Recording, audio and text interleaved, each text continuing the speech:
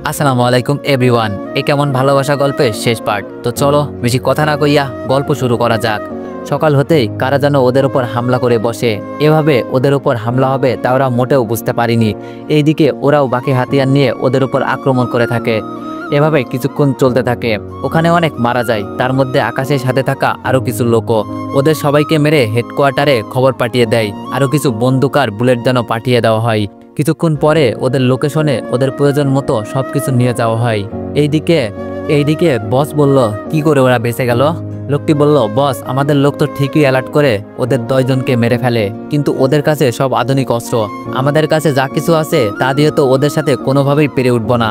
বস বলল, এর আগে এটা বলো, ওরা আমার আস্তানার খবর জানলো কি করে? তাছাড়া আমি যে এখানে আছি তার খবর ওরা পেল কি করে? আমাদের মধ্যে কেউ একজন আছে যে ওদের এইসব খবর দিয়ে যাচ্ছে। সে কে হতে পারে? লোকটি বলল, আমাদের এখানে তো সবাই পুরনো লোক। আমরা 2 মাস আগে কিছু লোক নিয়েছিলাম, ওদের মধ্যে কেউ হবে হয়তো। বস বলল, হতেও পারে, আমরা তো 50 জন লোক নিয়েছিলাম, এখন বুঝবো কি করে ওদের মধ্যে কে ছিল? লোকটি বলল, বস, ওদের উপর কড়া নজর রাখতে হবে, আমরা ঠিক ধরে নিতে পারবো কে ছিল এর পিছনে। বস বলল, সেই সব তো পরে দেখা যাবে, আগে আমরা এখান থেকে অন্য জায়গায় চলে যাওয়া দরকার। লোকটি বলল, বস, এখান থেকে বের হয়ে অন্য জায়গায় যাব, ঠিক আছে, কিন্তু ওই 50 জন কাউকে কিন্তু কিছু বলা যাবে না। বস বলল, তাই হবে, ওরা কোনোভাবেই জানবে না। আমরা আমাদের নতুন আস্তানায় চলে যাব। তাছাড়া এখান থেকে কত দূর সেই আস্তানা? লোকটি বলল, এই তো বস, আমরা এই সুড়ঙ্গ পথ ধরে হাঁটা দিব, তারপর এই মুখ চিরদিনের জন্য বন্ধ করে দিব, তাহলে এই পথ ধরে কেউ আমাদের কাছে আসতে পারবে না। বস বলল, কিন্তু আমরা এখান থেকে বের হব কি করে? লোকটি বলল, বস, আপনি না আমি যদি সবকিছু বলে দিই তাহলে আপনি কি করবেন? বস বলল, যা জিজ্ঞেস করছি তার উত্তর দাও। তুমি জানো না ওই সুড়ঙ্গ তৈরি করার সময় আমি ছিলাম না, যদি থাকতাম তাহলে তো তোমাকে আর এত কিছু জিজ্ঞেস করতাম না। লোকটি বলল, বুঝতে পেরেছি, আমরা ওই জায়গায় যাওয়ার পর ওখান থেকে নতুন রাস্তা শুরু হবে, যা আমাদের বাকি পণ্যের জন্য ভালো হবে। বস বলল, তাহলে এখনই আমাদের বাকি সব লোকদের নিয়ে চলো, আর নতুন লোকদের ওখানে মরার জন্য ছেড়ে দাও। লোকটি বলল, ঠিক আছে বস। এইদিকে ওরা ঠিক তাই করলো। পুরান সব লোকদের নিয়ে ওরা ওই সুড়ঙ্গ দিয়ে চলে যেতে থাকে, কিন্তু নতুন লোকেরা এই বিষয় কোনো কিছুই জানে না। এইদিকে সকাল 11টায় ওরা সবকিছু গুছিয়ে নেয়। যারা আহত হয় ওদের প্রাথমিক চিকিৎসা দিয়ে হেলিকপ্টার করে নিয়ে যাওয়া হয়, তার সাথে আকাশকে বেশ কিছু হাতিয়ারও দিয়ে দেওয়া হয়। সবটা পাওয়ার পর ওরা এগোতে থাকে, কিন্তু যতদূর এগোচ্ছে ওরা কোনো লোককেই দেখতে পারছে না। এইদিকে ওরা কয়েক ঘন্টা পর চলে আসে ওদের আস্তানার সামনে। আকাশ বলল, কি ব্যাপার, এরা কেউ নেই কেন এখানে? পুলিশ বলল, স্যার, ওরা কি আমাদের আসার খবর জেনে গেল নাকি? আকাশ বলল, আমার তো তাই মনে হচ্ছে। এখানে 2টা ভবন আছে, একটা ভবন দেখে মনে হচ্ছে ওরা ব্লাস্ট করে এইভাবে ভেঙে দেওয়া হয়েছে, কিন্তু আরেকটা তো অনেকটাই ভালো, তার মানে ওখানে কোনো না কোনো কিছু তো অবশ্যই আছে। তোমরা একটা কাজ করো, এই ভবনটা চারপাশ দিয়ে ঘিরে রেখো, এখান থেকে আমাদের যে করেই হোক একজনকে ধরে নিতে হবে, তাহলে আমরা এদের নাটের গুরু যে তাকে ধরতে পারবো। পুলিশ বলল, ঠিক আছে স্যার, তাই হবে। ওরা খুঁজতে থাকে, খুঁজে খুঁজে কিছু লোকদের ওরা দেখতে পায়, ওদের উপরে হামলা করে ওদেরকে মেরে ফেলে। এইদিকে কয়েকজনকে ওরা বাঁচিয়ে রাখে। এরপর ওদের মুখ থেকে সবটা শোনার পর আকাশ তো আরও বেশি অবাক হয়ে যায়। তারপর এক ধরনের মাইক্রোস্কোপ আছে, যার মাধ্যমে ওরা ওই জায়গাটা 3D চেক করতে পারবে। এর মাধ্যমে পুরো ভবনটা ভালো করে বোঝা যাবে, এবং এর ভিতরে কিছু থাকলে তা খুব ভালোভাবেই দেখা যাবে। তাই ওরা ঠিক তাই করলো। একে একে সবকিছু চেক করেও ওরা কোনো মানুষের অস্তিত্ব এর ভিতরে একটি বারের জন্য পায়নি। আকাশ বলল, এটা কিভাবে সম্ভব?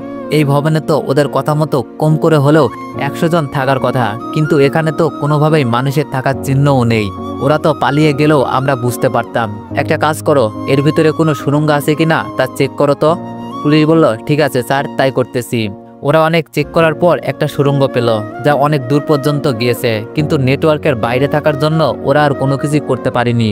আকাশ বলল, তোমরা এই জায়গাটা পরিষ্কার করতে থাকো, আমরা ওই পথ ধরে এগোবো। পুলিশ বলল, ঠিক আছে। ওরা সবটা পরিষ্কার করে নেয়, তারপর ওই সুড়ঙ্গ ধরে এগোতে থাকে। এভাবে ওরা ভিতরে এক এক করে যেতে থাকে। সবাই খুব সাবধানতার সাথে এগোতে থাকে, কেননা এই সুড়ঙ্গের ভিতরে কেউ যদি কোনো মিসাইল ছেড়ে দেয় বা ছোটখাটো রকেটও যদি ছেড়ে দেয়, তাহলে ওদের বাঁচার আশঙ্কা 1%ও থাকবে না। তাই ওরা খুব সাবধানতার সাথে এগোতে থাকে। ওরা অনেকটা সময়ের পর ওদের আস্তানার পাশে একটা জঙ্গলে এসে পৌঁছায়, আর এই জঙ্গলটা 5 মিনিট হাঁটলেই লোকালয় পড়ে। আর এই জায়গাটা এতটাই নির্জন যে কেউ এখানে আসতে সাহসও পাবে না। ওরা একটা বাড়ি দেখতে পায়, তাই দূরবীন দিয়ে চারপাশটা দেখতে পায় অনেক লোককে। তাই ওরা চারিদিক থেকে আক্রমণ করতে থাকে ওদেরকে, এক এক করে ওদেরকে মারতে থাকে। সবাইকে মারা শেষ হলে আকাশের কাছে আর 3 জন পুলিশ অফিসার থাকে, আর ওদের বসই শুধু বেঁচে আছে। বস বলল, আমাকে মারিস না, আমি তোর কাছে প্রাণ ভিক্ষা চাচ্ছি। আকাশ বলল, মাফ করতে পারবো, তবে একটা শর্ত আছে। বস বলল, কি শর্ত? আকাশ বলল, তোর কোথায় কি লুকানো আছে সব বলতে হবে।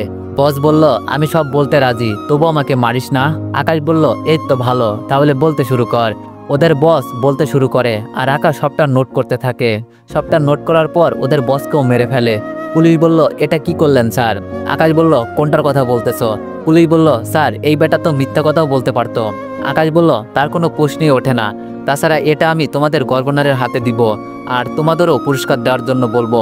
পুলিশ বলল, সত্যি বলবেন তো স্যার? আকাশ বলল, অবশ্যই বলবো। ওরা ওখান থেকে চলে আসে। এরপর কিছু গভর্নরের হাতে বুঝিয়ে দিয়ে আকাশও দেশে ফিরে আসে।